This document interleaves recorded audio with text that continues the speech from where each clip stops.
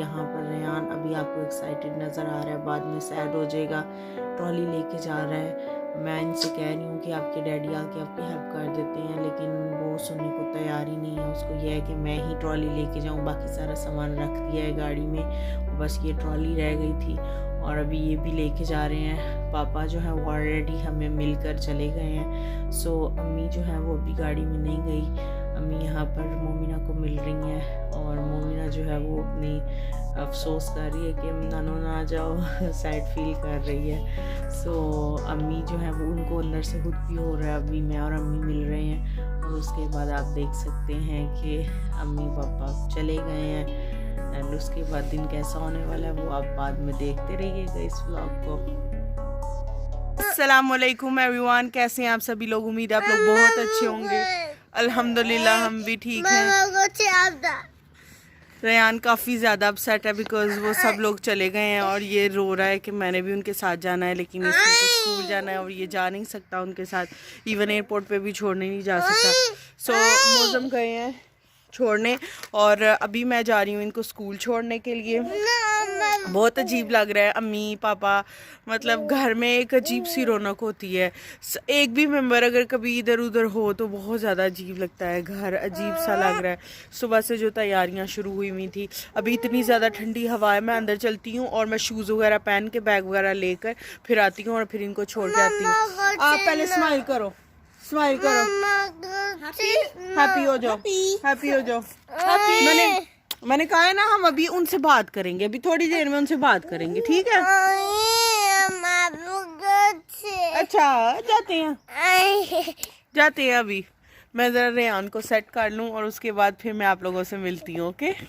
तो अभी मैं रेयान को छोड़कर आ गई हूँ और वो जो ट्रॉली है उसको भी साथ ले गया है। हम लोगों ने एक नई ट्रॉली ली थी, कोई भी हैवी चीज़ ऊपर रखने के लिए, बैग वगैरह ऊपर रखने के लिए। सो अभी मैं जा रही हूँ टैक्स के ऑफिस। मुझे गाड़ी का एक टैक्स पे करना है।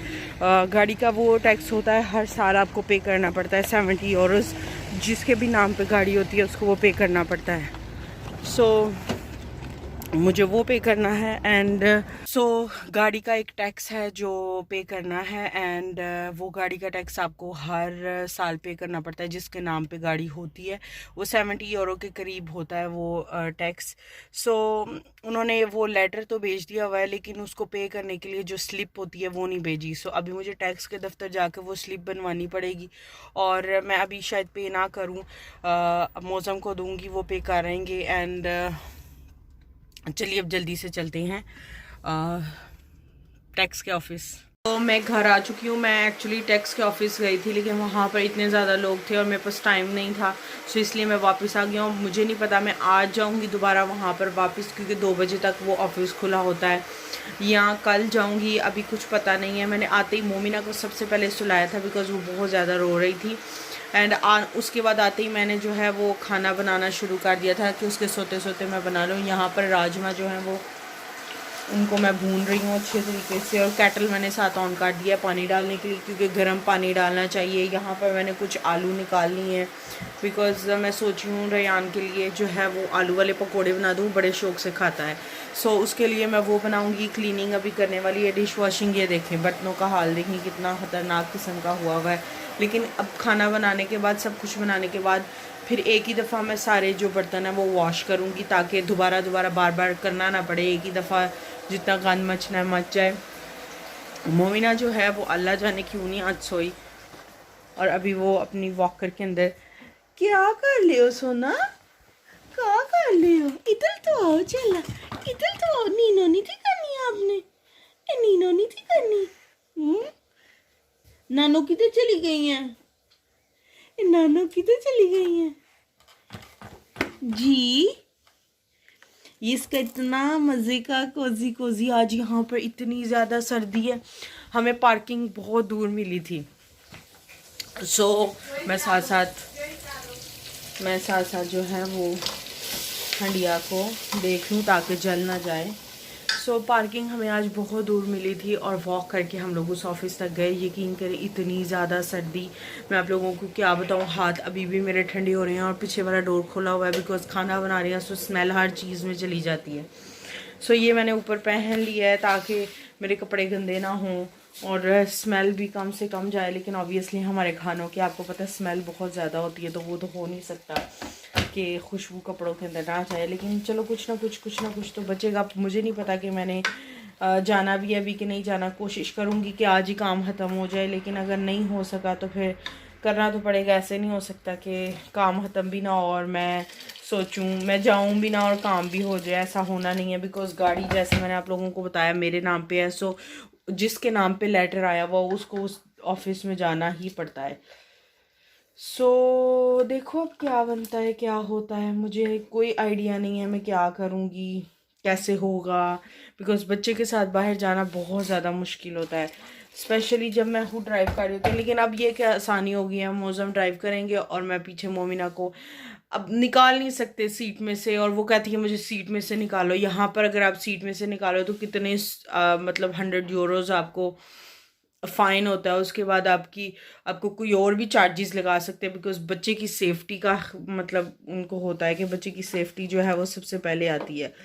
चलिए मैं हंडिया को फटाफट क्लीन मतलब हंडिया को क्लीन कर लेती हूँ, हंडिया को फिनिश कर लेती हूँ और उसके बाद बर्तनों को क्लीन कर लेती हूँ। एक्चुअली मुझे बर्तन ही नज़र आ रहे हैं, इसलिए मैं सोच रही हूँ मैं उनको क्लीन कर लेती हूँ। मैं इसको कंप्लीट करती हूँ, उनको क्लीन करती हूँ। तो अभी मैं रूम में आ गई हूँ। जस्ट मैंने शटर को ऊपर किया। मोमिना को एक्चुअली मैंने यहाँ पर सुलाया हुआ था, तो मेरे बच्चे जो दोनों हैं उनको आदत है ऐसे शटर बंद करके बिल्कुल खामोशी में सोने की आदत है। दिन में ही ऐसे अंधेरा अंधेरा सा फील हो रहा है, वैसे भी जैसे अम्मी गई हुई हैं पापा गए हुए हैं, तो अजीब सा ऐसे घर सूना सूना सा लग रहा है। बहुत ज़्यादा उनकी याद आ रही है। उनका भी मैसेज आया था जब वो प्लेन में बैठने लगे थे कि हम आप लोगों को बहुत ज़्यादा मिस कर रहे हैं और काफ़ी ज़्यादा याद आ रही है आप लोगों की। ऐसा पहले कभी भी नहीं हुआ, ये पहली दफ़ा ऐसा हुआ कि अम्मी पापा इतने ज़्यादा टाइम के लिए हमें छोड़ के कहीं पे भी जा रहे हैं। मेरी शादी से पहले और मेरी शादी के बाद भी मतलब 10 दिन से ज़्यादा वो कभी भी नहीं गए। हम जब मैं रेयान के साथ प्रेग्नेंट थी तब वो गए थे पाकिस्तान 10 दिन के लिए, और उससे पहले एक दफ़ा वो हमें छोड़ कर गए थे। इंग्लैंड में थे जब हम लोग, बिकॉज़ मेरी नानी माँ की तबीयत काफ़ी ज़्यादा ख़राब हो गई थी, तो तब वो गए थे 4-5 दिन के लिए इंग्लैंड से गए थे। तब हम छोटे थे ऑब्वियसली, मैं ही घर में बड़ी थी, तो वो मेरे भरोसे उन सब छोटे छोटे बहन भाइयों को छोड़ कर गए थे। सो वो अब यही सिचुएशन है कि अब वो पहली दफ़ा ऐसे इतने लंबे टाइम के लिए गए हैं, तो हम लोग भी काफ़ी ज़्यादा मतलब उनको मिस कर रहे हैं और काफ़ी ज़्यादा सैड फील कर रहे हैं। मोमिना भी मुझे लगता है अम्मी को मिस कर रही है, बिकॉज़ वो बहुत ज़्यादा उनके साथ टाइम स्पेंड करती है, तो उसको फ़ील हो रहा है कि मतलब नानो नहीं है यहाँ पर। आज सो भी नहीं रही इतना अच्छे तरीके से। हम सब भी अंदर से बोझल बोझल सा फील कर रहे हैं, मतलब अजीब सा खालीपन सा फील हो रहा है। घर से कोई भी जाए ना तो ऐसा ज़रूर होता है, अगर कोई घर से होकर जाए तब भी ऐसे फ़ील होता है, और घर का अगर मेंबर ही कहीं जाए तो फिर ज़्यादा फ़ील होता है। अब 1 महीना कैसे गुजरना है वो कुछ पता नहीं है। एंड काम जो है वो तो ख़त्म ही नहीं हो रहे, बस सुबह से ऐसे लग रहा है मैं काम और बस काम ही करती जा रही हूँ। किचन में ही हूँ मैं तो सुबह से, मुझे ऐसे फ़ील हो रहा है। मैंने इनसे कहा था जब रेयान को लेने गए थे कि चिकन लेके आना, तो ये चिकन लेके आए हैं। उसको भी मैंने वॉश करके रख दिया। कल जुम्मा है तो इंशाल्लाह मैं सोच रही हूँ चिकन का कुछ बनाऊँ। अभी कंफर्म नहीं क्या बनाऊँगी, इनसे पूछूंगी इन सब से जो इन्होंने खाना होगा। अगर सालन खाना तो सालन बना लूँगी, अगर बेक्ड खाना तो बेक बना लूँगी, अगर चावल खाने हैं उसके तो चावल बना लूँगी। लेकिन मैं उसको मसाला लगा कर रखूँगी ताकि किसी भी फॉर्म में अगर खाना हो तो मुझे सुबह दिक्कत नहीं हो, जस्ट मैं उसको रखूँ और बना लूँ। बिकॉज़ कल मुझे एक और हंडिया भी बनानी होगी परसों के लिए। कल का व्लॉग जो आप देखेंगे तो वो भी आपको पता चल जाएगा वो मैं क्यों बनाऊँगी, एंड कल क्या क्या होगा वो तो कल ही आप लोगों को पता चलेगा। जो आज हो रहा है वो तो मैं आप लोगों से शेयर कर लूँ। आज यही है कि दिल टूटा हुआ है, अम्मी जैसे कि चली गई हैं। बहुत ज़्यादा ऐसे अजीब सा रोना सा आ रहा है मुझे, तो अम्मी को मैं इतना ज़्यादा मिस कर रही हूँ। घर बहुत ही ऐसे खाने को पड़ रहा है, हाल हम सब लोग घर में हैं, बच्चे भी हैं सब हैं, लेकिन फिर भी घर खाने को पड़ रहा है। अजीब सा हालीपन सा महसूस हो रहा है। तो उन लोगों को भी हो रहा है, वो लोग भी फील कर रहे हैं, बिकॉज़ वो भी हम लोगों के उनको भी अपने बच्चों से ज़्यादा ग्रैंड चिल्ड्रन जो हैं वो एक जो ग्रैंड पेरेंट्स होते हैं उनके लिए बहुत ज़्यादा अजीज़ होते हैं। अम्मी पापा को हमारी तो याद आ रही है, बच्चों की बहुत ज़्यादा उनको याद आ रही है, वो बहुत ज़्यादा बच्चों को मिस कर रहे हैं। चलिए, मैं ज़्यादा इमोशनल बातें नहीं करती, अदरवाइज़ फिर मैं दूसरे ट्रैक पे चली जाऊँगी। और अभी चावल पकाने वाले हैं, शाम को मैंने चाय पी है, साथ जो पकोड़े बनाए हुए थे वही हम लोगों ने एंजॉय कर लिए हैं। सो मैं अभी चलती हूँ किचन में। मैं आ गई हूँ किचन में, पीछे टीवी लगा हुआ है, बर्तन मैंने धोकर डाले थे। ये मेरा भाई स्कूल से आया तो उसने खाना खाया, बाकी बर्तन जो हैं वो मैंने धो दिए थे इससे पहले, बिकॉज थोड़े थोड़े बर्तन निकालते जाओ तो ईजी रहता है। यहाँ पर मैंने चावलों का पानी रखा हुआ है, जिसको भी बॉयल आने वाला है। और जो चिकन है उसको भी मैंने धोकर रख दिया था, ऊपर मैंने टिश्यू रख दिया था ताकि ये ड्राई जल्दी से हो जाए और मेरे लिए फिर आसानी हो जाएगी इसको मसाला लगाने के लिए। एंड यही सारे काम चल रहे हैं। रेयान सोया हुआ है, वो उठेगा तो फिर उसको खाना खिलाऊंगी। एंड वो जब उठ जाएगा फिर मुझे किसी और चीज़ की फीलिंग नहीं होगी वो उठ जाएगा तो मुझे अपने आप में लगा लेगा। मेरी बहन काम पे गई हुई है, अभी थोड़ी देर में ये भी चले जाएंगे। तो जस्ट ऐसे दिन गुजर गया, मतलब अब पीछे रह कुछ नहीं गया। काम है कि वो ख़त्म होने का नाम नहीं ले रहे। अभी चावल बनाने के बाद मैं उसको मसाला, चिकन को मसाला लगा कर रख दूँगी। ये सारी शेल्फ़ वगैरह क्लीन करके, बर्तन सारे निकाल के, उसके बाद फिर मैं फ्री होकर, अभी मैंने असर पढ़नी है। ज़ोहर मैंने टाइम पे पढ़ ली थी, अब बस असर पढ़नी है, वो भी मैं सोचूँ मैं पढ़ ही लूँ। चावलों को अंदर डाल के मैं असर पढ़ लूँगी, बिकॉज़ मैं वुज़ू में हूँ। मैं हमेशा कोशिश करती हूँ मैं वुज़ू में रहूँ, ताकि जब भी अज़ान हो तभी मैं पढ़ लूँ। बाद में बच्चे पढ़ने नहीं देते, फिर वो ना अजीब सी सिचुएशन क्रिएट हो जाती है मेरे लिए। चावलों को डालते ही मैं नमाज़ पढ़ लूँगी और मेरी नमाज़ें भी साथ साथ होती चली जाएंगी।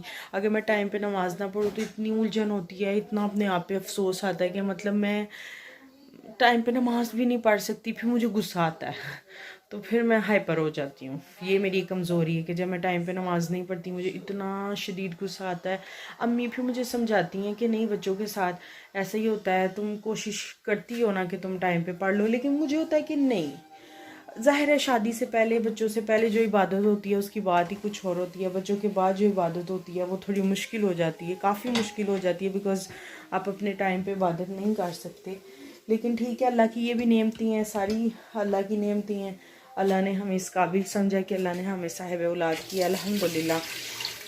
मतलब इसमें हर सिचुएशन में बस ये कि मुझे होता है कि मैं टाइम पे ही पढ़ लूँ तो बेहतर है। तो अभी यहाँ पर पानी को उबाला आ गया, मैं चावल अंदर डाल रही हूँ ताकि साथ साथ आपसे बात भी होती जाए, साथ साथ मेरा काम भी होता जाए और हर चीज़ जो है वो अच्छे से मैनेज हो जाए। बिकॉज शाम को पता नहीं क्यों मुझे फिर होता है कि मैं जस्ट रिलैक्स होके बैठ जाऊँ, ऑल तो मैं बैठ नहीं सकती। अभी रेयान उठना है, फिर उसके अपने तांडव शुरू हो जाने हैं कि मैं ये कर लूँ, गंद हर तरफ मचाएगा, खेलेगा। लेकिन वो भी एक रौनक लगती है, अच्छा लगता है। बच्चे ना हों तो घर में कोई रौनक नहीं होती, मतलब इतने इतने बच्चों के साथ तो अजीब सी घर के अंदर रौनक होती है। हर वक्त हल्ला गुल्ला, शोर शराबा, बहुत ही ज़्यादा नॉइज़ी हाउस होता है। लेकिन शायद इसीलिए भी हमें खामोशी पसंद नहीं है। हमारी पूरी फैमिली, हम लोग अकेले नहीं रह सकते। मैं खुद पर्सनली अकेली नहीं रह सकती, मेरे लिए बहुत मुश्किल है अकेले रहना। मैं कभी रही नहीं हूँ, मैं भी इस वजह से मैं मतलब मेरे लिए आप लोगों को मैं क्या बताऊँ, मैं दुनिया के सारे काम कर सकती हूँ लेकिन अकेली में रह नहीं सकती। लास्ट टाइम जब नॉर्वे हम लोग गए हुए थे तो अम्मी पापा ज़ाहिर है वहाँ से लेट आए थे, तो रेयान जो है वो मेरे साथ था तब, और मैं मोमिना के साथ प्रेग्नेंट थी। रेयान था मेरे साथ तब, वो छोटा था, मतलब 2 साल का था। तो ये चले जाते थे शाम को और पूरी 6 बजे ये चले जाते थे। और आपको पता है दिसंबर में रातें कितनी लंबी होती हैं। मुझे ऐसे लगे पूरा घर मुझे खाने को पड़ा। मैं इतने इतने मोटे आंसू निकाल के अम्मी को रोज़ फ़ोन किया करूँ कि अम्मी जी आप कब आओगे, अम्मी आ जाओ, ये वो। तो अम्मी खुद भी फिर परेशान हो जाती थी कि ये क्यों इतना परेशान हो रही है, हम नहीं रह सकते, हमारे लिए बहुत ज़्यादा मुश्किल हो जाता है। मुझे अजीब सी घबराहट होती है अकेले रहने से। ये मैं हूँ। आप लोग मुझे कमेंट करके बताइएगा कि आप लोगों में से कितने लोग हैं जिनको घबराहट होती है अकेले रहने से। बिकॉज़ मैं जिस फैमिली से आती हूँ, हम लोग बचपन से ही बहुत ज़्यादा बड़ी फैमिली रहे हैं। मैं आपको कभी किसी दिन तफसील में बताऊंगी कि हमारी फैमिली में कितने मेंबर थे, काउंट करके बताऊंगी, बिकॉज़ काउंटिंग करनी पड़ेगी। सो चलिए मैं चावल बना लेती हूँ और उसके बाद नमाज़ पढ़ लेती हूँ और फिर मसाला भी लगा लेती हूँ। कोशिश करूँगी कि मसाले की रेसिपी आप लोगों के साथ शेयर करूँ। अगर नहीं कर सकी तो I'm सॉरी, लेकिन मैं कोशिश करूँगी कि मैं आप लोगों के साथ कर सकूँ। तो यहाँ पर अभी मैं करने लगी हूँ अपना डिनर में है, जैसे आप लोग देख सकते हैं, राजमा चावल और साथ मैंने लिया है अचार। हमें सिर्फ अच्छा लगता है ये वाला अहमद का मिक्स अचार जो है, ये बहुत इसका जो फ्लेवर है और इसका जो टेस्ट है वो बिल्कुल घर के अचार की तरह है। तो अब हम करेंगे मज़े का डिनर और इस वीडियो को मैं यहीं पे एंड करूँगी। उम्मीद है आप लोगों को मेरी ये वीडियो अच्छी लगी होगी। अगर थोड़ी सी भी अच्छी लगी है तो मेरी वीडियो को लाइक करें, मेरे चैनल को सब्सक्राइब करें। इंशाल्लाह मैं आपसे मिलूँगी अपनी एक नई वीडियो के साथ। तब तक के लिए अल्लाह हाफिज़।